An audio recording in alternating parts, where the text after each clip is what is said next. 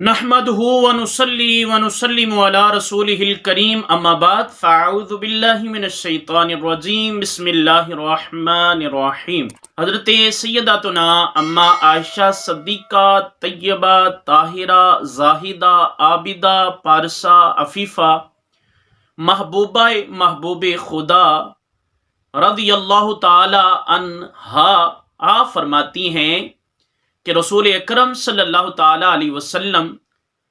شعبان المعظم میں اکثر روزے رکھا کرتے تھے،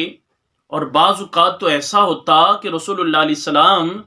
پورے مہینے کے ہی روزے رکھ لیا کرتے تھے۔ سبحان اللہ۔ ہم اس محبوب صلی اللہ علیہ وسلم کی امت میں سے ہیں جو محبوب صلی اللہ علیہ وسلم نفلی روزوں کا اتنا اہتمام فرمایا کرتے تھے، تو فرائض کو کس انداز سے میرے آقا پورا کرتے ہوں گے، یعنی رمضان شریف کے روزے جو تھے ان کو کس احسن طریقے سے میرے آقا صلی اللہ علیہ وسلم رکھا کرتے ہوں گے، جبکہ نفلی روزوں کا یہ حال ہے۔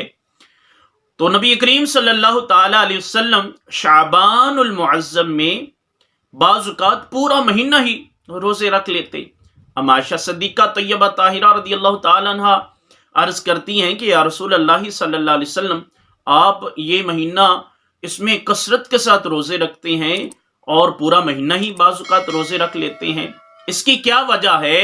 تو رسول اللہ علیہ الصلوۃ والسلام نے ارشاد فرمایا، میرے آقا علیہ الصلوۃ والسلام نے ارشاد فرمایا کہ عائشہ،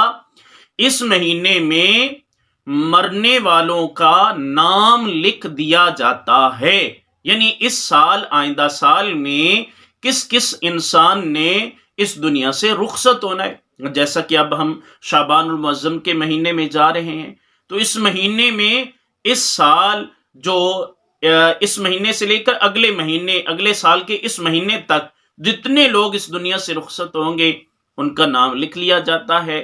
تو میں چاہتا ہوں چونکہ یہ نام اسی مہینے میں لکھا جاتا ہے، تو آقا صلی اللہ علیہ وسلم نے ارشاد فرمایا، میں یہ چاہتا ہوں کہ جب میرا نام بھی اللہ کے ہاں حاضری کا ہو تو میں چاہتا ہوں کہ میں روزہ دار ہوں۔ حدیث کو امام ابو یعلا نے اپنی مسند میں بیان کیا۔ امید کرتا ہوں آپ کو آج کی ویڈیو اچھی لگی ہوگی،